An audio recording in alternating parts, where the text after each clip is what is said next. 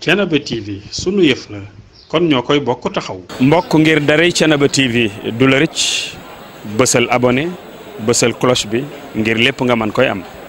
xadal xalbu min ahdi shababi duyunahu xadal xalbu min ahdi shababi duyunahu.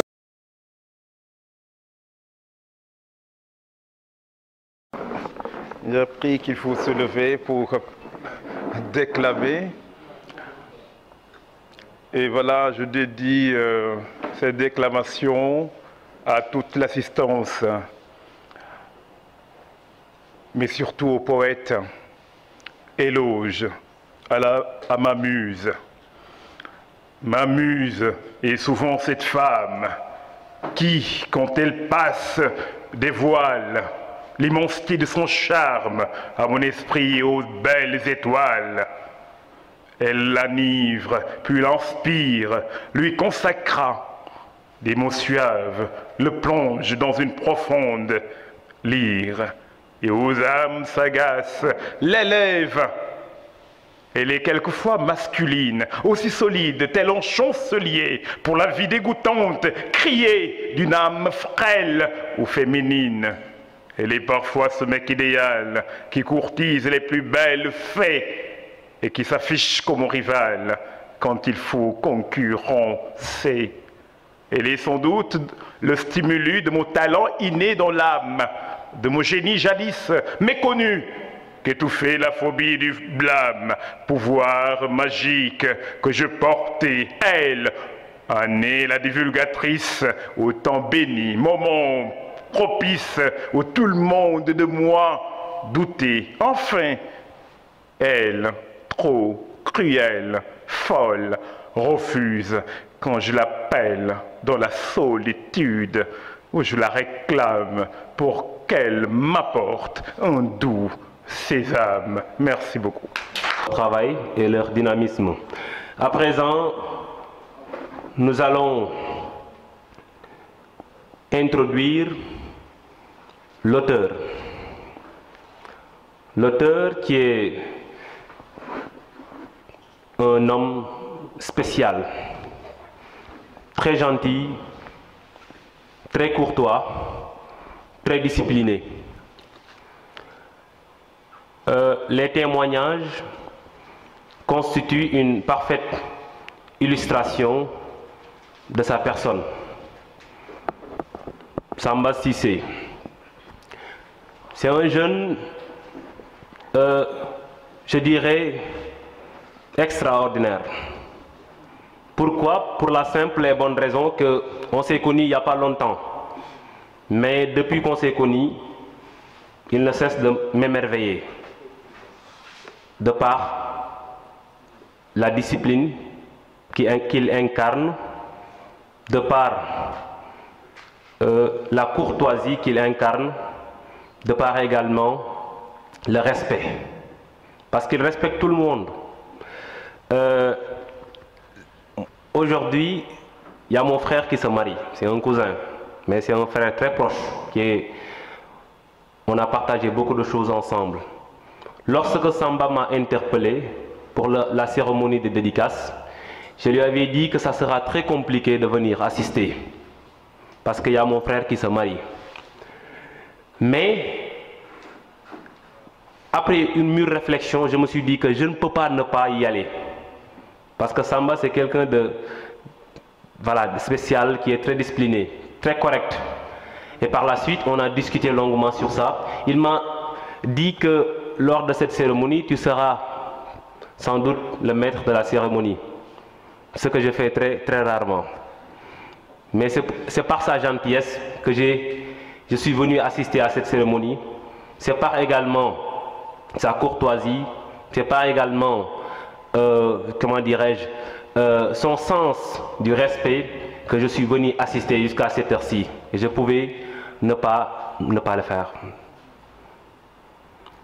Alors, je m'en vais introduire Samba Cissé, mais avec l'accompagnement de l'audience. Tout le monde se lève.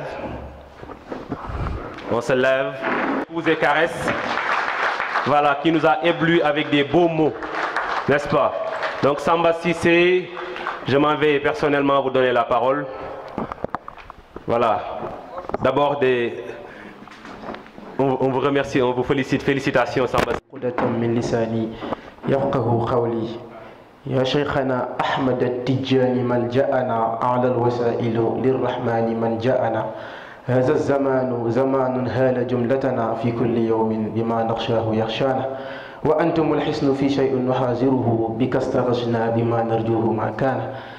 Bonjour ou bonsoir, ça dépend de l'heure. En tout cas, c'est avec une immense joie que je suis devant vous, devant cette belle assemblée. Cette assistance vraiment qui a fait que voilà, aujourd'hui je suis je ne sais pas, parce que je n'ai jamais vécu une émission pareille, mais avant tout j'aurais aimé saluer toutes les personnes présentes ici dans cette salle, mais en commençant par le commencement. Monsieur Mbaye qui était juste là avec nous, et le directeur du centre culturel régional de Thiès, qui est dans une activité vraiment tellement occupée à cause du FESNAC. Mais je voudrais aussi saluer mes parents, M. Serine Doundi Cissé et ma mère, Sophie Diagne, qui sont venus, mais particulièrement aussi adresser mes sincères salutations à l'imam, Cheikh Anne. Je ne sais pas si je dois m'exprimer en wolof ou en français, mais je salue aussi mon papa qui est un ancien coach à Sacré-Cœur, M.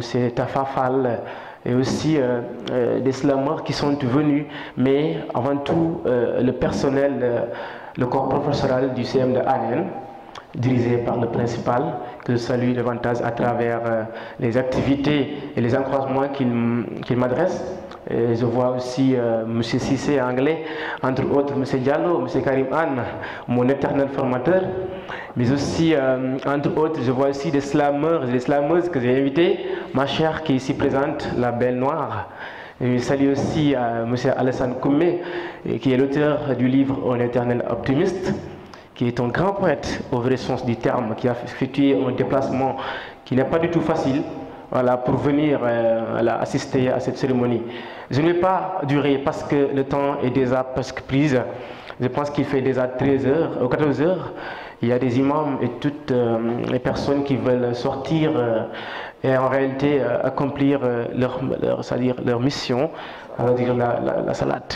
D'accord. Donc il y a aussi, entre autres, mes amis, ici des gens qui viennent de Anen, ma famille. Il y a aussi M. Alou Anne, que je salue de passage, et toutes les personnes présentes. Je ne vais pas citer tous les noms pour ne pas donc laisser en rade quelques personnes qui peut-être peuvent être tellement importantes pour moi. Je remercie Thiénaba TV et Diobass Info donc, qui ont fait un déplacement pour couvrir cet événement. Pour revenir ensuite, maintenant, pas saluer mais remercier les intervenants. Donc il y a M. Sauberler qui nous a quittés tout de suite, qui a fait une brillante intervention. Il y a aussi M. Sall qui fut mon ancien professeur de français, M. Mourseille. J'ai même dit dans c'est-à-dire au niveau de la dédicace que à M. Youn Sall et à M. Mourseille qui ont fait de moi un poète, j'ai dédié ce premier livre. Parce que c'est à cause de ça, c'est grâce à eux que je suis devenu poète. Si aujourd'hui on parle de Samba Cissé le poète slameur, mesdames et messieurs, sous vos applaudissements, c'est grâce à M. Mourseille et M. Sall. M. Mourseille, comme il a dit tout de suite, avant de venir donc adresser mes sincères salutations et remerciements à l'endroit de M. Farandiaï et ainsi que Bipro, j'aimerais parler un peu de Mourseille et de M. Younussal, mais en commençant par Mourseille, avec qui j'ai partagé la même maison au Fouta, à Nguidjilone. On était, comme il a dit tout de suite, dans une sombre. Moi, j'étais frère à M. Malik Cissé, Sissamara. Mais la plupart des gens pensaient que j'étais avec Mourseille, parce que la plupart du temps, j'étais avec lui dans sa chambre. Il y avait des débats interminables, on parlait de la politique, de la société. Toujours, à chaque fois qu'il y a une actualité, donc au niveau du journal, moi je me comportais comme un journaliste. Et je me disais, Monsieur Mourseille, j'ai le privilège et la joie de vous inviter. Monsieur Mourseille, que pensez-vous de telle chose ou telle chose? Maintenant, Monsieur Mourseille, avec sa maîtrise exceptionnelle de la langue de Molière, répondait aux justes questions, comme si on était dans un réel plateau, alors que ce n'était que de l'imaginaire et de l'improvisation, etc. Maintenant, c'était avec une immense joie. Parce que c'est grâce à ces échanges que j'ai eu la capacité de parler français couramment. Et il est rarissime, comme il a dit, de taper ou de frôler, de manier la langue française. Surtout quand on est jeune, on a parfois cette phobie de dire, de déclamer, de parler, mais aussi de dire ce que l'on pense par l'oralité. Donc, je m'en vais aussi remercier M. Sall qui, par organiser des tournois de débattons, comme il a dit tout à l'heure. C'est grâce à ces activités importantes que j'ai eu le privilège donc de, c'est-à-dire passer ce challenge, ce défi d'écrire un roman ou un recueil de poèmes, etc. M. Kamou MC, ici présent, qui est, je peux dire, la première personne à m'inviter dans une émission télévisée. J'étais avec Mourseille dans l'émission Par l'oral sur Club Africa TV. Je remercie aussi Papsi, Prime Beka, Fatima, entre autres Bamba, qui est trop pris. Et il a effectué un déplacement vraiment depuis Dakar pour venir assister. Et c'est quand même un geste que je magnifie beaucoup. Il y a aussi toutes les personnes que je ne peux pas citer, mais je veux revenir sur M. Farandiaï. Parce que pourquoi? La plupart des gens ou des jeunes qui écrivent en réalité, qui ont produit des livres, je peux dire que c'est grâce à M. Farandiaï.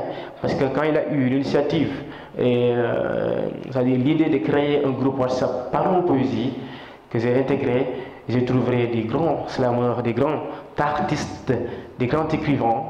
Donc c'est grâce à cette adhésion dans le groupe que j'ai eu à découvrir beaucoup de talents. Donc parce que le talent, c'est quelque chose qui est un peu héréditaire en fait. C'est-à-dire quand on voit quelqu'un qui a un talent, automatiquement voilà, on est donc motivé et cette personne nous influence. La raison pour laquelle toute cette inspiration, la production littéraire, cette œuvre poétique, on le doit à M. Farandiaï. Parce que quand j'ai eu donc l'idée de faire sortir ce livre, je l'ai contacté, je lui ai envoyé le document je pense que par email, mais quand il a consulté le recueil, il m'a dit que voilà, le recueil est à accepter. C'est un bon recueil, mais il faudra que l'on travaille. Parce que je ne veux pas que, en réalité, que la maison d'édition Alfaro donc sorte un livre qui n'est pas du tout un livre de qualité. La raison pour laquelle, moi, je recommande à tous mes confrères de bien travailler le recueil avant de les sortir. C'est pour faciliter aussi la tâche à celui qui va t'éditer. Maintenant, je le remercie. Pourquoi? Parce qu'il a effectué un déplacement depuis Saint-Louis. Et Saint-Louis n'est pas vraiment d'ici. De Saint-Louis, c'est un peu lointain, mais ça veut dire, moi, je ne vais pas durer. Ces mots ne partiront pas sur le recueil. Mais c'est pour juste adresser mes sincères salutations et mes remerciements à tous ceux qui sont présents ici, les souffreurs, mes chers amis, avec Mamadou Cissé et les autres confrères. Je ne vais pas citer tous leurs noms, mais c'était avec un réel plaisir. Toute personne présente, voilà, je vous dis merci. Parce que, comme on le dit en Wolof, nit bësam la am. De boo amee bës nga waaye ñu ñëw, tu ne peux pas les payer. Monsieur Cheikh Imam m'a envoyé un vocal aujourd'hui, ce matin. C'était un vocal un peu émotif parce qu'il a donc parlé de beaucoup de choses. Mais de manière quoi en fait, si programme bi avec c'est-à-dire relation avec mon père. Donc c'est vraiment un geste grandiose pour moi de venir assister à cette cérémonie. Je pense que le livre, comme vous l'avez dit, pour le comprendre mieux, il faut l'acheter, il faut le lire. Parce que le fait de débattre, de faire un panel et de faire des interventions ne suffisent pas pour comprendre tout le contenu du livre. Donc ce livre, recueil de poèmes, est un recueil poétique. Il y a aussi des techniques utilisées que j'ai appliquées grâce à M. Mourseille, qui, quand j'écrivais, je pense que mon premier poème que j'avais écrit, l'homme, je ne sais pas, je lui ai donc proposé le poème, pensant que j'ai écrit l'un des plus beaux textes du monde. Quand M. Mourseille a consulté cette feuille, il a dit, mais c'est quoi ça? Mais ça, c'est du n'importe quoi. Il a déchiré donc la feuille. Mais c'est un très bel acte. C'est-à-dire, c'est grâce à cela que j'ai su qu'il y a beaucoup de choses qui restent. Parce que moi, j'avais utilisé des grands mots, pédant, comme il le dit. Maintenant, il a consulté, il m'a dit que ça, ce n'est pas de la poésie. Et j'ai eu donc le temps donc, de travailler ma plume et de produire quelque chose. M. Sall, merci. M. Bipro qui a effectué un déplacement qui n'est pas facile, puis son grand frère ou son frère se marie et il a laissé tout cela pour venir. En tout cas, si j'ai laissé une personne parmi donc, mes salutations et remerciements, je m'en excuse parce qu'il n'est pas facile de se tenir depuis midi, 11h, ça fait tellement dur, mais je suis comblé, mon cher ami, M. Mohamed Laye Oustaz, Ibrahim Sall Lontor, le gendarme, le grand commandant, je vous remercie. Je suis tellement fier de vous, mes chers professionnels aussi, grâce à qui je suis devenu Samba Cissé le poète. Vraiment, je suis heureux. Thiénaba TV, Diobass Info, merci. Au pays de la vie, qui était présent.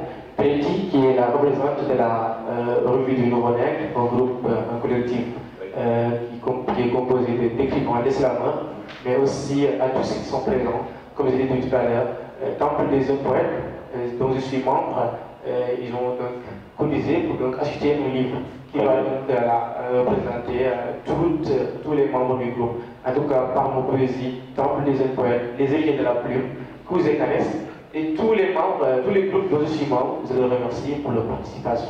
Je remercie aussi le chauffeur de bus qui a amené tous les événements, M. Abdoulaye Anne, sur vos applaudissements, parce qu'il a fait un geste très noble acceptant d'amener toutes les personnes. Je ne peux pas donc parler aujourd'hui. La journée était longue. Merci. Et je vous donne rendez-vous pour notre production. Merci à tous. De formuler des prières pour qu'on puisse rentrer. Mais on félicite encore notre cher Samba Cissé pour le travail effectué. Comme l'a bien dit, para écrire n'est pas chose simple, mais quand même, tu as su le faire. Donc, félicitations encore. Et tu es entré dans l'histoire et tu resteras dans l'histoire. Car écrire, c'est entrer dans l'histoire et y rester. Voilà, donc merci beaucoup à l'assistance. Parce que c'est pas évident de rester ici de 10h jusqu'à cette heure-ci, parce que vous avez vos activités. Mais vous avez suspendu vos activités pour cette cérémonie-là. Donc merci beaucoup à tout un chacun. Alors merci beaucoup à nos chers panélistes, M. Moursey, M. Younous Sall, M. Faradiaï, éditeur, M. Kamou MC l'Africain, et nos parents qui sont là. Merci beaucoup aussi à notre réciteur qui a démarré la séance. Merci beaucoup aussi à nos slameurs, Fatim, qui a bien slamé aujourd'hui, et les autres slameurs partis et autres. Donc on remercie tout le monde.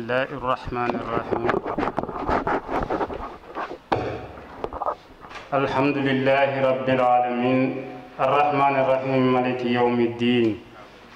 Iyyaka na'budu wa iyyaka nasta'in. Ihdina as-siratal mustaqim, as-siratal lazina an'amta alayhim. Khayril maghdubi alayhim waladdallin. Amin. Jërëjëf Yàlla.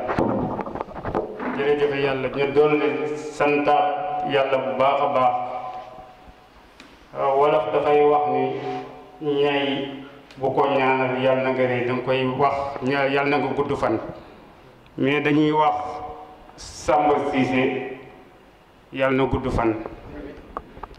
Ay waajuram it yàlla nañu gudd fan. waaye di ñaanal waajuram bii di Serigne Mbodj Cissé yàlla guddal fanam. ndax njabootam fañ leen war a jaarale nañ ko fa. sama nit la bu baax mii nii xam na li may wax dañ koy ñaanal yàlla na yàlla yàggal taxawaay. kilifa gi doon wax léegi dafa wax ba jooy la mu jooy moom moo ko xam. ndax tey Samba ay moromam a ngi fi ñuy jàng moo demee neneen yàlla dimbale ko ci loolu kon la ko tax a jooy moom moo ko xam. sëñ bi yàlla na yàlla guddal sa fan. amiin. ndax nit moom bu iñaanul nit def lu baax nga wax ci ba sa xol tooy loolu lu rëy la.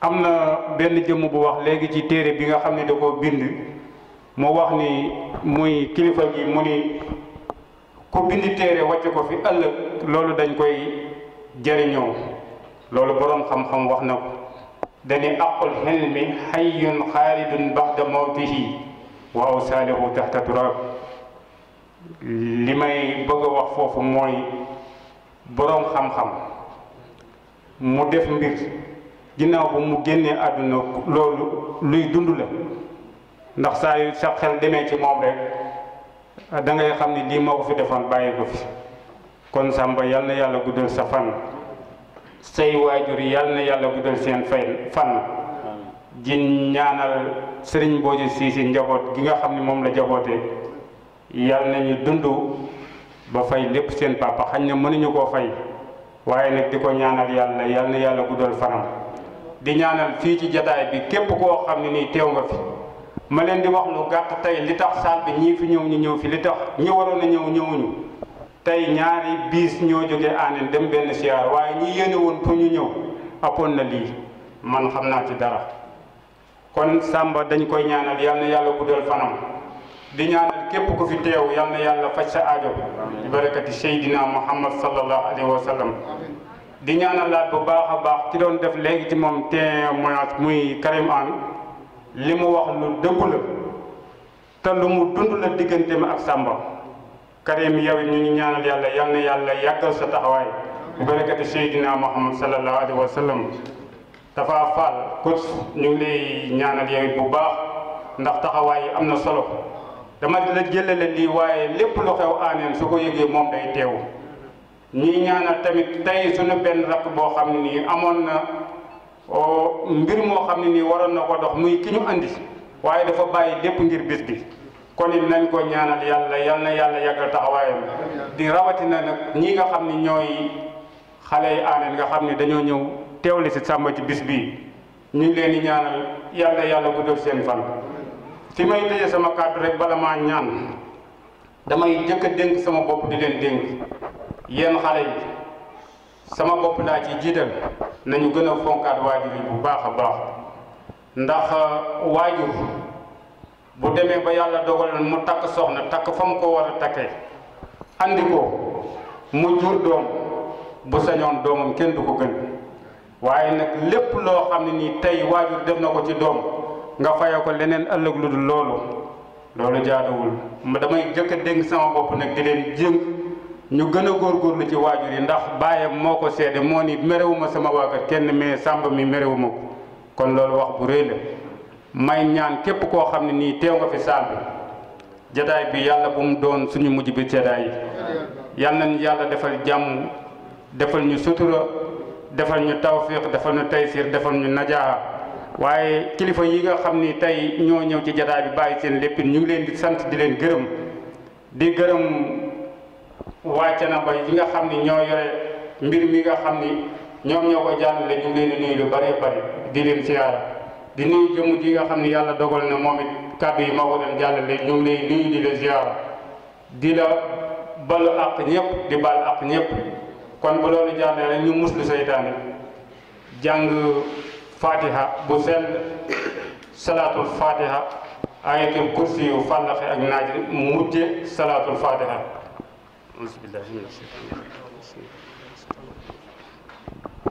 إياك نعبد وإياك نستعين اهدنا الصراط المستقيم صراط الذين أنعمت عليهم غير المغضوب عليهم ولا الضالين الله لا إله إلا هو الحي القيوم لا تأخذه سنة ولا نوم له ما في السماوات وما في الأرض من ذا الذي يشفع عنده إلا بإذنه يعلم ما بين أيديهم وما خلفهم ولا يحيطون بشيء من علمه إلا بما شاء وسع كرسيه السماوات والأرض ولا يؤوده حفظهما ولا العاصم لا يكره في الدين قد تبين الرشد من الغي فمن يكفر بالطاغوت ويؤمن بالله فقد استمسك بالعروة الوثقى لا انفصام له والله سميع عليم بسم الله الرحمن الرحيم قل أعوذ برب الفلق من شر ما خلق ومن شر غاسق إذا وقب ومن شر النفاثات في العقد ومن شر حاسد إذا حسد بسم الله الرحمن الرحيم قل أعوذ برب الناس ملك الناس إله الناس من شر وسواس الخناس الذي يوسوس في صدور الناس من الجنة والناس بسم الله الرحمن الرحيم اللهم أنت ربي لا إله إلا أنت عليك توكلت وأنت رب العرش العظيم ما شاء الله لا حول ولا قوة إلا بالله العلي العظيم أعلم أن الله على كل شيء قدير وأن الله قد أحاط بكل شيء علما اللهم إني أعوذ بك من شر نفسي ومن شر كل دابة أنت آخذ بالناصيتها إن ربي على صراط مستقيم برمضي اللهم إنا نسألك من كل هم فرجا ومن كل ضيق مخرجا ومن كل حسن يسر ومن كل فائسة سترا وعلى كل قدر صبرا برحمتك يا أرحم الراحمين يا رب العالمين برمضي اللهم صل على سيدنا محمد الفاتح لما أغلق والخاتم لما سبق الناصر الحق بالحق والهادي إلى صراطك المستقيم وعلى آله حق قدره المقدار العظيم سبحان ربك رب العزة عما يصفون وسلام في الدنيا وسلام في الآخرة وسلام على المرسلين والحمد لله رب العالمين. Samba am sama yërmande la am yërmande papaam la te ku dégg digal la te ko am yar la dama koy ñaanal daal livre bi yàlla na nekk livre yu bëree bëri yàlla bu mu nekk mu jëntalu livre te lépp lu mu ci bind yàlla na yàlla barkeel ko lépp lu mu ci def rek ci lu baax yàlla na ko yàlla fulal di leen ñaanal yéen ñëpp ñaan kontaan seen taxawaay kontaan seen teewaay sama xol dafa sedd guy ba mënu maa wax maa ngi kontaan bu baax di leen ñaanal yéen ñëpp salaamaaleykum wa rahmatullah. lan nga koy dénkaat ndax ndaw la. xanaa mu gën a góorgóorlu rek fi mu teg tànkam daal bu mu ko teggi benn yoon na góorgóorlu ci jaamu yàlla góorgóorlu ci topp sunu borom góorgóorlu ci ay waajuram ay rakkam ay fameem ay xaritam continué njàngam gën a gëstuwaat xam-xam bi yàlla yàq ko ci yàlla may doole ji bëree bëri asalaamaaleykum wa rahmatullah. ginnaaw bu ñu sant yàlla julli ci yonent bi sallallahu alayhi wa sallam di sant mbooloo mi nga xam ni teewoon nañu ngir Samba yéen tamit ñu leen di jërëjëfal yéen waa Thiénaba TV seen taxawaay rafet na trop kontaan nañu Samba nag da di doom joo xam ne nii doom ju ma kontaan ci moom la moo tax lii jomb ko Samba dafa di xale boo xam ne dama ko yar ba pare mu xam fi muy teg tànkam sama bëgg-bëgg mooy bëgg-bëggam loolu moo tax ma kontaan ci moom vraiment ndaje mi suñu xol sedd na ci guyu waa Andeen ñëpp ñëw nañu Ablaye Gueye maa ngi koy sant bu baax Ablaye Aan doomu Taala Aan dafa taal ab kaaram biisam daan ni ku bëgg a dem na ñëw ma andi la moo andi waa Andeen ñëpp dafay ñu ko dërëm kon Ablaye ñu ngi ko sant di ko gërëm di sant waa Andeen di sant ñi nga xam ne ñooy ay professeur am ñi mu nekkaloon fa mu amee bac ca Fuuta ci Matam ñoom ñëpp kontaan naa ci ñoom di kontaan ci waa Andeen yi nga xam ne nii fa la dale muy Karim Aan ñoom ak professeur yi mu fa nekkal yëpp ak enseignant yi sant naa leen gërëm naa leen di sant ñëpp daal di kontaan sama xol sedd na guy di sant it yaayam parce que yaayam it jigéen ju baax la ju muñ la lii lépp moo ko waral sant naa ko gërëm naa ko sant naa magam bi nga xam ne mooy Malick Cissé tey dafa professeur dafa joxe ji ay cours ca lycée bu Canada bu Guédiawaye moo tax ñëwul teewsewul tey waaye moom moo waroon ni jiite affaire parce que moom bi nga xam ne ni jàng na ba am brevet moom laa ko dénk mu yóbbu ko Fuuta fa la jàngee ba am bac ba ni mu demee université ba yàlla dogal tey mu nekk enseignant di jàngale kon daal sant naa ñëpp gërëm naa ñëpp sama xol sedd na guyu asalaamaaleykum wa rahmatullahi taala wa barakaatuhu. macha allah papa sa doom di Samba Cissé bis bi nga xamee ñëw na yëgal la ni dafa bi xaatim li nga xam ne mooy di ab livre keroog ban yëgee nga am ci loolu. waaw yàgg damaa wax ni ma damay bind livre waaye boo damaa foogoon ni damay toog rek mu ne papa damay bind livre ma ne ko bàcc yow livre yombul de Samba mu ne ma naa bëgg a bind livre.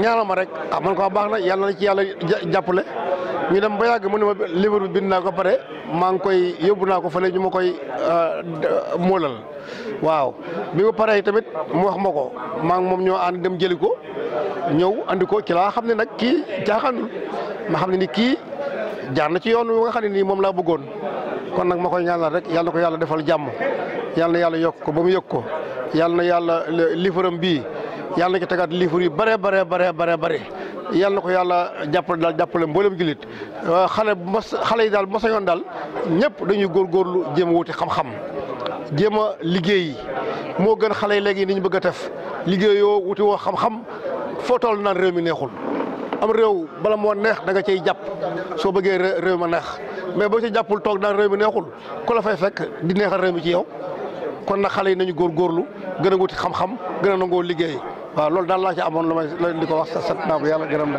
salaamaaleykum déjà maa ngi am mbégte ak contentement assister ci cérémonie dédicace Samba Cissé mu nekk suñu xarit ñu bokk aussi benn communauté de jeunes écrivains yoo xam ne dañuy partager seen xalaat à chaque fois di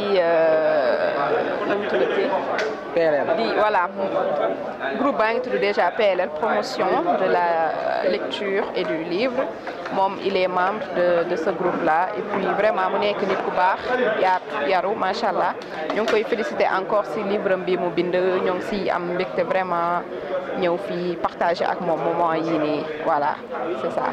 gis nañu livre bi ci sa loxo est-ce que mën nga xam ba xam liiragum nga ko wala yaa ngi koy soog a livre bi nag maa ngi koy soog a téye voilà dama bëgg sax mu dédicacel ma la bientôt voilà maa ngi koy soog a téye nii et vraiment yàkkamti naa ko lire parce que defaral nañu benn déclamation si groupe bi ñëw bi ma lay wax ni lañ bokk c'est lui-même qui a été choisi comme livre de la semaine Coups et Caresses donc waxtaan nañ tuuti si contenu livre bi et tout mais liiraguñ ko tey am nañ occasion pour gis livre bi jënd ko lire ko voilà macha allah.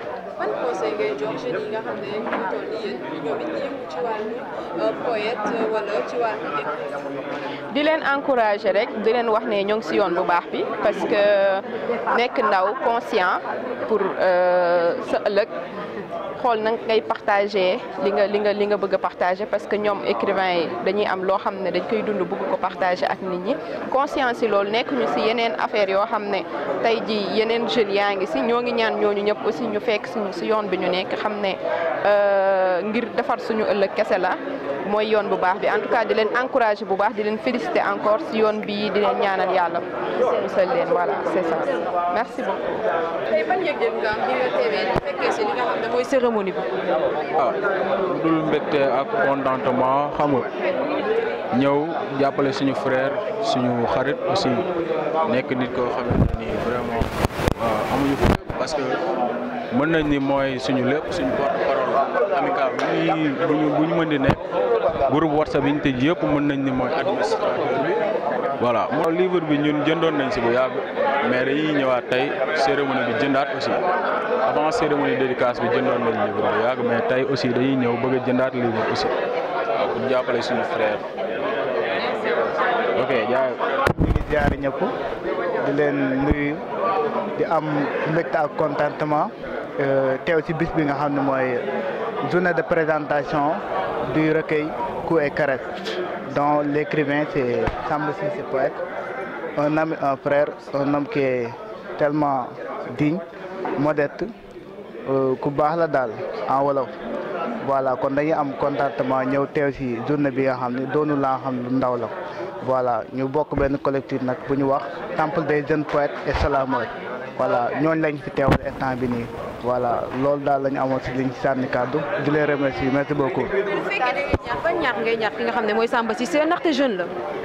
waaw jeune la bu nekk ci yoon jeune moom bu nekkee ci yoon moom amoo lu dul encouragé ko surtout bu nekkee sur la bonne voie voilà ci voie bu mu nekk mën nañ wax ni voie bu baax la parce que c'est la voie de la poésie aussi c'est un slameur donc ñaar yu potentiel la boole quoi voilà donc dañ koy encouragé di ñaan mu am yeneen réalisation autre que ce premier recueil de poème voilà loolu daal la ñu am ñu koy ñaan merci beaucoup à vous. waaw salaamaaleykum Thiénaba TV maa ngi leen di ziar yéen ñëpp maa ngi leen di ziar bu baax a baax vraiment di comme daan aussi seen teewaay fii si journée dédicace su livre bi suñu frère Samba Cissé vraiment am nañu seen fay quoi vraiment yéen a divisé kii quoi soo gën télévisé bi vraiment on est très content de vous vraiment. assisté nga cérémonie ba mu jeex gis nga seede yi nga xam ne seede nañu ko ci Samba Cissé mu nekk ndaw lan mooy li nga xam ne moo la gën a marqué tey kon tey ci cérémonie. waaw li ma gën a marqué tey cérémonie vraiment parce que je suis un habitant de Hanène moi je suis étudiant en deuxième année vraiment li dañuy inspiré quoi ñun en tant que jeune foofu noonu fii Hanène quoi dañuy inspiré pour que ñu mën ñu aussi ñu gën a mën a jàng aussi pour mën a def aussi pour àgg aussi fi mu àgg quoi waaw vraiment c'est une fierté et on sait que ce n'est que le début d'une longue et brillante carrière vraiment nous lui souhaitons vraiment en tout cas une longévité et à tout ça. waaw mu gën a jàpp ci affaire rek xam ne mi ngi ci yoon bu baax bi quoi xam nga mi ngi ci yoon bu baax vraiment ñu ngi koy ñaanal di ko féliciter di ko ñaanal également fu mu bëgg a àgg yëpp yàlla àggale ko fa incha allah waaw ok merci beaucoup. téléspectateur u Thiénaba TV yi ñu doon topp ci suba ak léegi comme ni ma ko waxee woon rek sànq ci buntu ba ñu ngi fii ci centre culturel régional bu Thiès na xam ngeen ne ki nga xam ne moo di seen doom di Moussa Samba Cissé di auteur livre bii di Coups et Caresses moom moo doon amal li nga xam ne mooy cérémonie de dédicace. ngeen ko gisee rek ci cérémonie bi ki ko ubbi moo nekkoon ki nga xam ne mooy Mouhamed Djibril Diallo mu ubbee ko alxuraan bu neex monsieur Mbaye directeur du centre bi moom it ubbi na ko ak ubbi bu am solo ki nga xam ne mooy Serigne Doudou Cissé di papa moom it ubbi jotaay bi ñaanal ko ki nga xam ne it moo di monsieur Mour moom it mu def li nga xam ne mooy préface livre bi di Coups et Caresses moom it yëkkati na kàddu yu am solo monsieur Sall moom it joxe na li nga xam ne moo di ay seede yu rafet moom it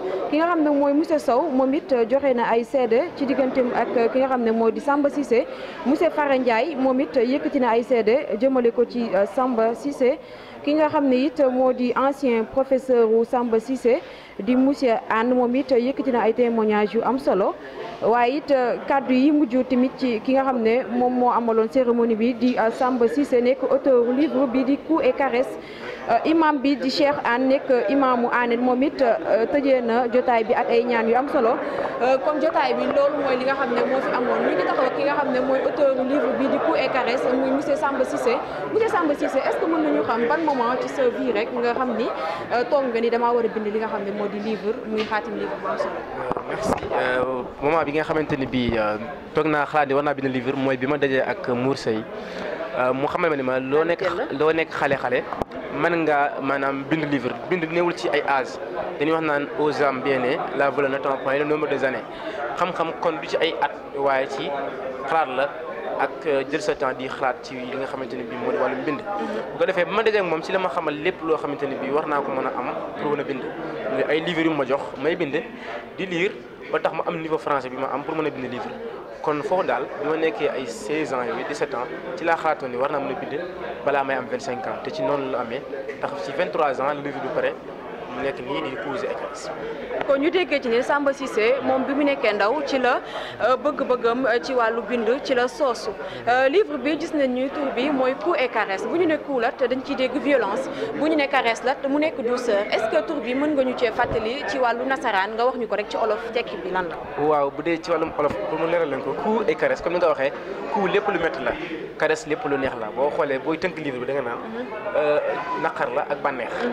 bànneex ak naqar ndaxte am na poème yoo xam ne day wax ci wàllu naqar di naqarlu yi day wax ci nit ñoo xam ne génn àdduna ñu ma jege woon mu bind leen ay poème ñii nekk yenn poème di wax ci société bi ni muy kii jikko yi yàqu yi loolu lépp naqaru la taalibe yi nekk ci àll bi di sonn ak ñi nga xam ne doo nekk ci àll bi bëgg a dee ak société bi ni muy dundee ni mu yàqoo loolu naqaru la moo waral Coups. Caresses nag ay poème yi wax ci mbëggeel di wax ci femme africaine jigéen ni mu war a sàmmee ab daram ak poésie te ku wax poésie wax ni mooy rafetaay ndax ki di poésie di beauté te beauté mooy poésie kon boo xoolee loolu day dugg ci cadre li nga xam ne mooy Caresses mooy lu neex kon boo xoolee livre bi boo ko tënkee daanaka mooy Coups et Caresses kon daal moo waral ñu tënkee livre bi noonu Coups et Caresses. comme ni nga ko waxee rek loolu nañu tënkee livre bi muy Coups et Caresses mais ki nga xam ne mu ngi doon seetaan cérémonie bi dañ ciy dégg moowu islameur di ci dégg moowu poète islameur boo ñu ko doon firi lan la. waaw slameur ak poète boo xoolee presque benn la waaye des na bokk képp kuy def poésie ñu lay woowee poète kuy def slam ñu lay woowee slameur poésie nag ak slam presque benn la waaye bokkul poésie mooy lii ma def mooy damaa jël ay poème bind ko xaatim ko mu nekk loo xam ne côté ji di ko mën a gis man cee xàmmee lépp loo xamante ni bii melokaanu poésie la loolu mooy li lu bind slam nag moom boo ko jàngee ba mokkal ko ba mémoriser ko da nga ñëw si public bi comme sànq ni ko gisee su ma ñoom Pape Si ñoom Plume Beka Fatima ak Kamou MC ñëpp ñëw def wax seen texte loolu mooy salaam nag boo koy def mën nga jàllale message boo xam ne da nga ciy ñaax wala nga ciy jàngale wala ngay bëggal nit ñi kon boo xoolee différence bi loolu la poésie ak salaam man nag poète la parce que maa ngi def poésie salaameur la maa ngi def salaam. islameur ak poète donc nekk na ñaar yoo xam ne bokkul ndax bu dee poète bi moom loo xam ne da koy xaatim bind ko mais islameur bi day nekk loo xam ne da koy def ci ay genre manifestation genre. waaw di ko wax ci scène yéeg si kaw scène ñëpp gis la ngay wax à porte de voix daal ngay nekk li ngay wax ñu koy dégg ñu si mën a jariñoo poésie nag loo xam ne da nga koy bind la di ko lire di ko tijji di jàkkaarloog moom kon bu bokk salaam xaw ñu loo nduroo nag waaye bokkuñu ba tey mbokk mi may seetaan naan est-ce que du ko laaj sax pour mu defal ñu tuuti islam loo koy defal kon. islam xanaa ma defal salaam bi ma gars yi laaj boobu léegi. vivre ensemble. On parle de vivre ensemble, j'aimerais savoir comment changer le monde si on n'est pas philanthrope, si on est introverti, raciste et quelquefois misanthrope. Où va ce monde fragile si on a peur de l'unité, peur de vivre ensemble, peur de l'égalité? Nous voulons vivre, s'unir, être enfant, libre, refaire, revoir, revivre notre humanité dans un pays où l'on parle de solidarité. Nous voulons vivre, non seulement vivre, mais vivre ensemble jusqu'à ce qui se ressemble, ça semble. Nous bannissons la notion de race, notion d'âge, notion de visage, de couleur qui nous plonge dans une éternelle race. Pourquoi on a peur de vivre avec nos rangs? Pourquoi on se parle là? Pourquoi on ne forme pas une mission, une nation, une région, une vision, une nation, une mission? Pourquoi on ne vise pas les mêmes ambitions? Tu es tidiane, moi chrétien, ça ne sert à rien qu'on soit musulman. Tu es catholique, moi musulman, ça ne sert à rien qu'on soit humain. Tu as ton crus, moi je drous. Les Khassaïs demandent Serigne Touba Mbacké, je suis tidiane, d'accord, mais en buvant les cafés Touba Mbacké, slam. ñu seet na ci islameur dañ ciy jàllale ay leçons di ci jàllale ay messages yu am solo.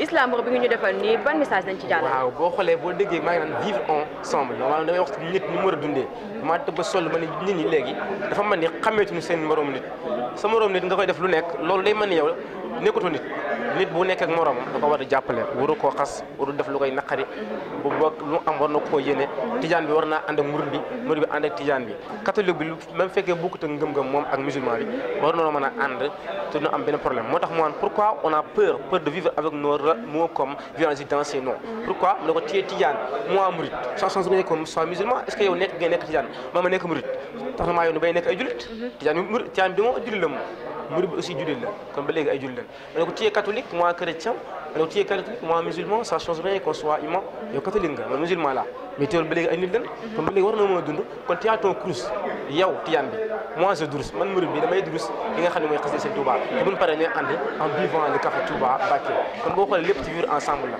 dana war a mën a def revivre revoir notre humanité dans un pays où l'on parle de solidarité dana war a bokk dund si dund boo xamante ne bi dañuy jàppalante ak su fekkee bokku na xalaat politique xalaat religieux xalaat sociétal yu mel noonu teewul aussi dana war a ànd nekk benn di xàccandoo di dóorandoo.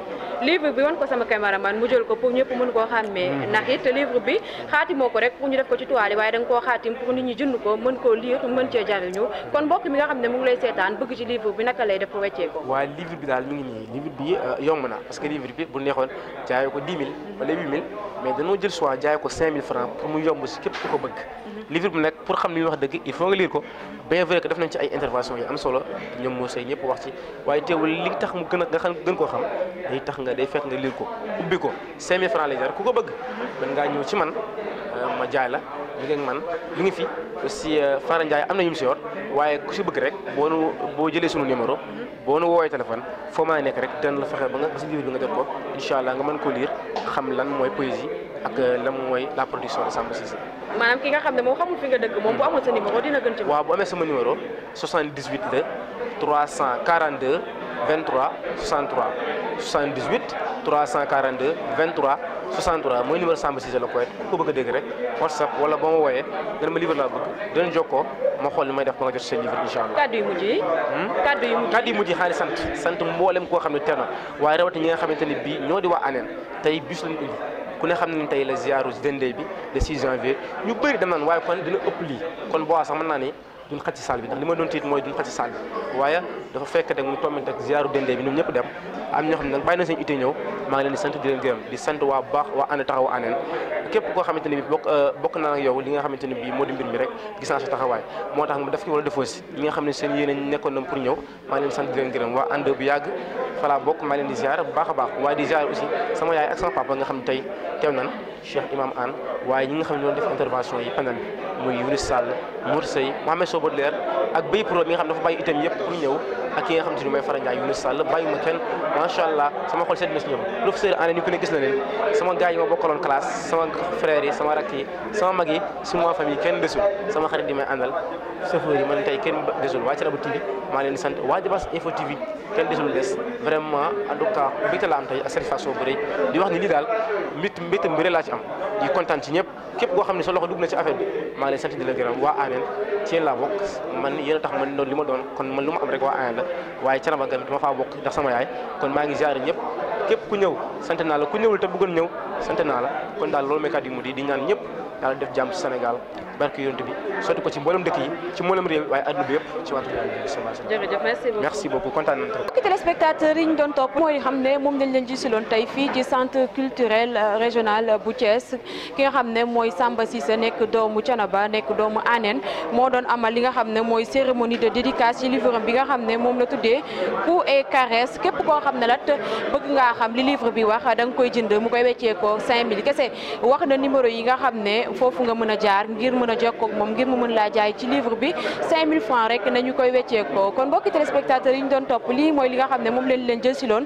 ci cérémonie de dédicace bii di livre bi di Coups et Caresses wax na Mami Diallo moo leen jël si loon li nga xam ne moo di cérémonie bi ànd ceeg Alpha Ibrahima Sarr ci caméra bi ak Pape Ndoye kon jaajëfal nañu leen jox leen di daje ci yeneen di jotaay. Thiénaba TV à votre disposition pour la couverture de vos événements, pour la couverture médiatique des grands événements. Thiénaba TV avec vous avant, pendant et après. sant ak ngërëm ñeel na leen ci ànd ak ngeen di ànd ak Thiénaba TV. وللشيب عهد يبغي أن نسونه